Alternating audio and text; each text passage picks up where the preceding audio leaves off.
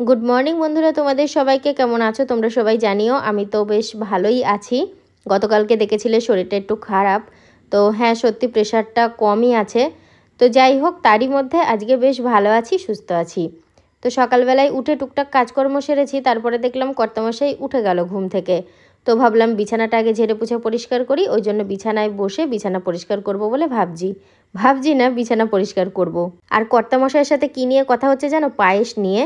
ও ঘুমিয়ে ঘুমিয়ে আমাকে বলছে, তুমি কি পায়েসটা ফ্রিজে রেখেছো, একটু রাখ দেখিয়ে। তো আমি বললাম হ্যাঁ ফ্রিজে তো রাখলাম, সকালেই সারা রাত ঘরে ছিল, এসি চলছিল, অসুবিধা হয়নি, নষ্টও হয়নি পায়েসটা। বললে আমি আর ওই পায়েস খেতে পারবো না, তুমি ফ্রিজে রেখেছো। বলা মাত্রই আমি তাড়াতাড়ি করে ফ্রিজ থেকে আবার ঘরে এনে রেখেছি, আবার সেই পায়েসের কথাটা এখন বলছে জানো। ওই জন্য আমি ওকে দেখাচ্ছি যে পায়েসটা কিচ্ছু খারাপ হয়নি, ঘরে তো এসি চলছিল, ভালোই ছিল, আর মিনিট 10 মতো ফ্রিজে রেখেছিলাম, তারপরে ওর কথা শুনে আমি ঘরে নিয়ে এসেছি। তো যাই হোক বাপু, ওর যে কখন কি মাথায় চাপে, বিশেষ করে সকালবেলায় যেটা ভূত চাপবে সেটা নিয়েই বারবার বলবে। সময় সময় তো আমি রেগে ওকে বলি, কি বলি জানো, আমার মতো মেয়ে বলে তোমার এত কথা শুনছে, এত বাধ্য হয়ে সংসার করছি, অন্য সমস্ত মেয়ে হলে দেখতে কত অশান্তি করতো। যদিও এই কথাটা বলা আমার উচিত হয় না, প্রত্যেকের যে যার নিজের সংসারে এই কথাটা হয়তো বলে থাকে, নয়তো নিজে মনে মনে ভেবে থাকে, কিন্তু অনেককেই আমাদের অনেক কিছুই সহ্য করতে হয়। তো মা সকালবেলায় দেখো পুজোর বাসন ধুচ্ছে। আমি আর কদিন ধরে পুজোও দিচ্ছি না, আর পুজোর বাসনও ধোয়া হচ্ছে না। কেন বলো তো? সেই সুন্দরবন থেকে আসার পর থেকেই মানে কেমন যেন একটু এলোমেলো হয়ে গেছে, সব কিছু কেচে কুচে মেলতে, আবার নিজের শরীরটা ঠিকঠাক মানে থাকছে না, সব মিলিয়ে মিশিয়ে না ওই মানে ঠাকুর ঘরের দিকে আর যেতে পারছি না। এই জামা কাপড়গুলো হালকা ভিজে ভিজে ছিল, তো ভাবলাম একটু রোদ্দুরে হাওয়া বাতাসে দিয়ে শুকিয়ে যাবে। আর ঘর থেকে বেশ কিছু জামা কাপড় নিয়ে এসেছি, আজকের কালকের কিছু, আর মানে সুন্দরবন থেকে এসেছিলাম সেই অর্ধেক জামা কাপড়গুলো আছে।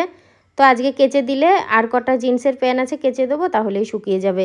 আরে একসাথে তো কাচা যায় রোদ্দুরের জন্য জানো, জিন্সের প্যান্টগুলো যদি না শুকায় উল্টে গন্ধ হবে। তো যাই হোক, ওকে আমি বললাম কি আমি কাচ্ছি, তো ওই দোতলার ছাদে মানে আমাদের দোতলার ঘরে অনেক দড়ি টাঙানো আছে, সেখানে মেলা হবে, তাহলে বৃষ্টি আসলে আর চিন্তা থাকবে না। আজ না শুকাক, কাল ঠিক শুকিয়ে যাবে।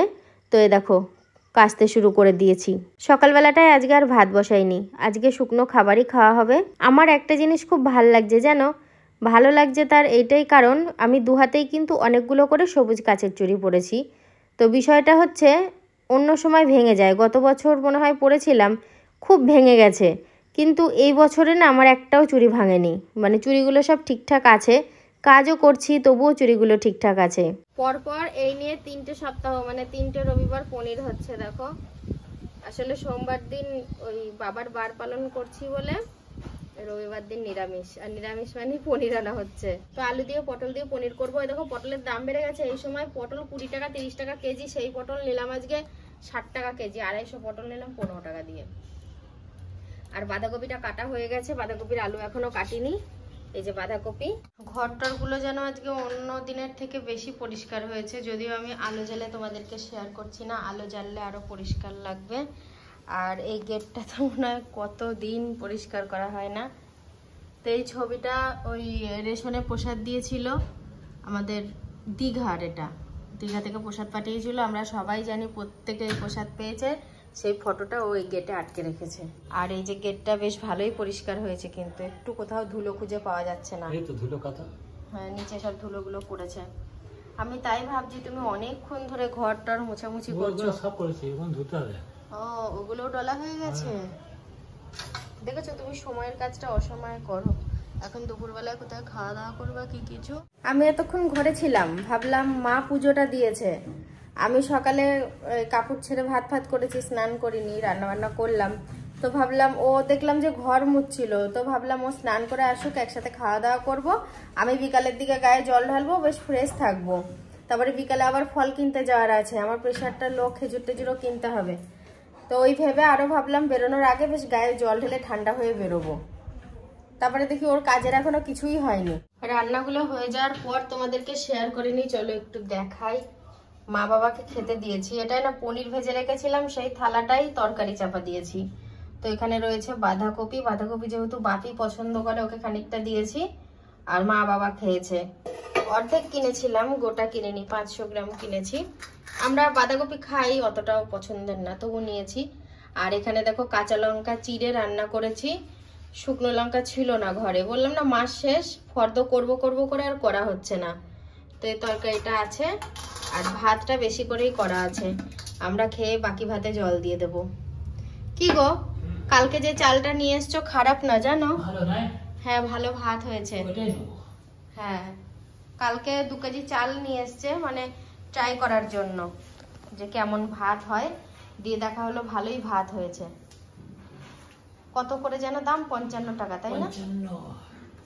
আমার ভাতের ক্ষেত্রে কোনো বাজবিচার নেই, তুমি আমার রেশনের চালের ভাত দিলে আমি তাই খাবো। আরে সেটা তো কথা নাই, অনেক সময় শুধু আলু সেদ্ধ দিয়ে ভাত খেতে হয়, বুঝছো?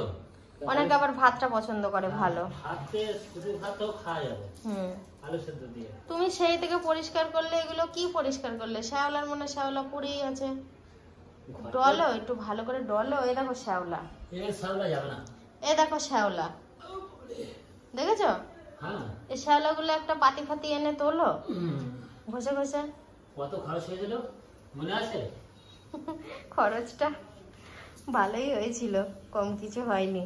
আমার না মনেই পড়ছে না লাস্ট কবে এইভাবে ধুয়েছে, নাকি আদৌ ঘর তৈরি হওয়ার পর এইভাবে ধোয়নি। আমার তো মনে হচ্ছে, মানে আমার মনে নেই যে লাস্ট কবে এইভাবে ধুয়েছে। ওকে মাঝে মধ্যেই বলি যে তুমি তো বাড়িতেই থাকো, একটু তো পরিষ্কারও করতে পারো, তো শোনে না আমার কথা। আজকে কি মনে হয়েছে দুপুরের খাওয়ার টাইম পার করে এখন ঘর দোর ধোয়াধুয়ি করছে।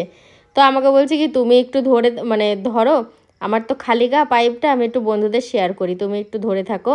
তো আমি ওই জন্য একটু পাইপটা ধরে রয়েছি, আর বেশ ভালোই লাগছে, মজাই লাগছে। যেখানেই জলটা দিচ্ছি যা ধুলো ময়লা রয়েছে, ও তো আগে ডলে দিয়েছে সার্ফ দিয়ে, তো সেগুলো বেশ ধুয়ে ধুয়ে পড়ছে। এগুলোকে বলে ডবল পরিশ্রম। আমি বললাম বারবার করে, ওই দেখো ঘরে ঢুকে পড়েছে। আমি বললাম কি, চেঁচালাম কি এমনি এমনি, তখন চেঁচিয়ে বলছি, এবারে দেখে শুনতেও পাচ্ছ না জলের আওয়াজে। পাইপ দিয়ে এমন ধোয়া ধুয়েছে, মোছা ঘরে দেখো আবার কিভাবে জল ঢুকেছে। শেষমেশ এই জল পরিষ্কার করার জন্য আমি কি এনে দিয়েছি জানো? দেখাও, এই যে স্নান করলাম, শাড়িটা ভিজেই ছিল, আমি বললাম শাড়িটা দিয়ে জল কাজ করলে সত্যি তাই, না হলে প্রবলেম হতো। তাড়াতাড়ি হয়ে যাচ্ছে, ওটা ছোট জিনিস দিতে হচ্ছে। দেখো এদিকেও জল আছে খানিকটা। না তুমি আবার ভাত মাছ যা আছে ভালো হয়ে গেছে, তুমি চান করবা তারপরে তো। বুদ্ধির ভুল হলে যা হয়। আমি রেডি হয়েছি বলতে শুধু ওই মানে চেঞ্জ করলাম, তো সন্ধে দিচ্ছি, বাইরে গেলাম, দেখে অঝরন্ত বৃষ্টি। শুধু ফল কিনতে যাওয়ার জন্য দরকার, ফল তো কালকে গঙ্গা স্নানে গিয়ে আমরা কিনতে পারি, তাই না? তাও তো হয় গো, আমার মাথাতেই নেই যে কালকে গঙ্গা স্নানে যাব তখন ফল কিনে আনতে পারি, সেটা আমারও নেই। আর তুমি আতপ চাল, সন্দক লবণ, ঘি যা লাগে ওগুলো আজকে হোক কালকে দিনের বেলা হোক, যাওয়ার আগে এখান থেকে নিয়ে যাব। সবই ওখানে পেয়ে যাবো, সব পেয়ে যাবো, সব কিছু পেয়ে যাবো। তারপরে যদি আবার না পাই এখান থেকে দিয়ে নেবো। যেই চাটা আমার ভালো লাগে সেই চাটা এনে খাওয়ায়, আবার চা লাগে গিয়ে বলবে এই তোর চা নিয়ে গেলে অন্যজনকে খাইয়েছি। তারপর সে তোমরা বেরোলে আরেকটা দোকানে চা খাও না, সেই মাটির ভাড়ে দেয়। হ্যাঁ ঠিক, তন্দুরি চা। আমরা এইখানে এসেছিলাম, ওই যে নবদ্বীপে যে বড় শিপটা করেছে না, ওইখানটা এসেছিলাম। ওই তো মুড়িঘাটের। হ্যাঁ খুব সুন্দর, কিন্তু কি বলতো দিদি, একটু সন্ধে করে ফেলেছিলাম, বুঝতে পারিনি, মানে ওটা একটু থাকার ইচ্ছা ছিল, আর একদিন আসবো ওখানে। তোমাদের ভিডিও দেখে আমি এসেছি, তোমাদের ভিডিও আমি অনেকদিন আগে দেখেছিলাম তোমাদের ভিডিও, কিন্তু ওই তোমার ভিডিও দেখে ওকে বলেছিলাম যে সাথীদিকে একটা ইয়েতে গিয়েছিল নবদ্বীপের মন্দিরটা, আসলে লোকেশনটা আমি ঠিক বুঝতে পারিনি। তারপর আবার ইউটিউবে ভ্লগ দেখে নবদ্বীপ, দাদাকে আগে দাও। না না আমি খাবো না, বিস্কুট খাবো না। না বিস্কুট আমি চাই সাথে বিস্কুট খাই না, আমি খাবো। হ্যাঁ হ্যাঁ অবশ্যই, তুমি দুটো নাও। না একটা নেবো। আমি ছাড়াও দুটো প্রাণী রয়েছে এখানে, যারা অপেক্ষা করছে যে আমার এই ভিডিওটা কখন মানে আমি শেষ করব, মানে এই ক্লিপটা শেষ করব, তারপরে ওরা টিভিতে সাউন্ড দিয়ে দেখবে। দুজনের মধ্যে একজনের মুখ তোমাদেরকে দেখাচ্ছি। হ্যাঁ এটা তো দুজনের মুখই দেখাচ্ছি। প্রকাশ তো ভাবছে কখন মামি চুপ করবে, কখন টিভিটার দিকে তাকাবো, তাই তো প্রকাশ? হ্যাঁ ও আবার সত্যি কথাটা বলে দেয়, রেখে ঢেকে কিছু বলে না।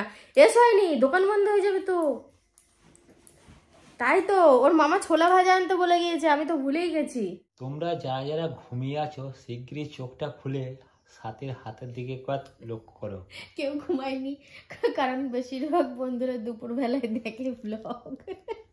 আমি আর সোহিনী করেছি এই কাণ্ড, সোহিনীও করেছে আমিও করেছি। আচ্ছা সাথী, হ্যাঁ আমার মনে একটা প্রশ্ন আছে। তোমার মনে সারাদিন অনেক প্রশ্ন ঘুরপাক খায়। আপাতত একটা প্রশ্ন আছে। হ্যাঁ বলো শুনি। দুপুরে ভাতে কি জল দিয়েছিলে? অবশ্যই দুপুরে ভাতে জল দিয়েছি। তরকারি কি আছে? তরকারি নেই, অল্প বাঁধাকপি আছে আর ছোলা ভাজা আছে। ছোলা ভাজা কি আনা হয়েছে? হ্যাঁ হ্যাঁ আনা হয়েছে, মানে নাকি মেহেন্দি করতে গিয়ে ভুলে গেছি। রাত্রি কিন্তু 10:30টার উপরে বাজে। হ্যাঁ এই তো খাবো, কালকে আবার সোমবার আছে, কাল জামালপুর যাব। কালকে সকাল সকাল উঠবা, ডাকবো ঠিক আছে? ওঠার পরে আমি সংসারের কাজটা সেরে নেব। কালকে তো রান্না নেই, বাবা শুধু সুন্দরের কাছে খেয়ে নেবে। মা সোমবার করবে বাড়িতে, জামালপুর যাবে না। তুমি আমি যাচ্ছি ধরো, তাহলে সকালবেলা গঙ্গা স্নান সেরে ফলগুলো কিন্তু কিনতে হবে। একদম কিচ্ছু রেডি করা নেই, আতপ চাল, সন্দক, লবণ যা লাগে। তবে আজকে যেটা ও নিয়ে এসেছে সেটা হচ্ছে কঞ্চি কাঠ, ওই আমার ভাসুরের বাড়ি থেকে আমার যা কেটে রাখে জ্বালানির জন্য, ওইখান থেকে দেখি 1 বোঝা কঞ্চি নিয়ে এসেছে। তোমার যা ছিল না বাড়িতে, তোমার যা জানেও না। কটা পাটকাঠির দরকার। আচ্ছা সাথী, হ্যাঁ এগুলো কি উঠবে? ওগুলো উঠবে, ওগুলো উঠবে। ওই দোতলায় যেগুলো মেলা রয়েছে হ্যাঁ ওই ঘরের মধ্যে ওইগুলো শুকাবে, তারপর ভাঁজ করে একসাথে আমি গুছাবো। আচ্ছা আলমারিতে ভরবো, অনেক জামা কাপড় না। আচ্ছা, কিন্তু ওগুলো কি কাঁচা হয়েছে? হ্যাঁ ওগুলো কেচে শুকনো। কেচে শুকনো?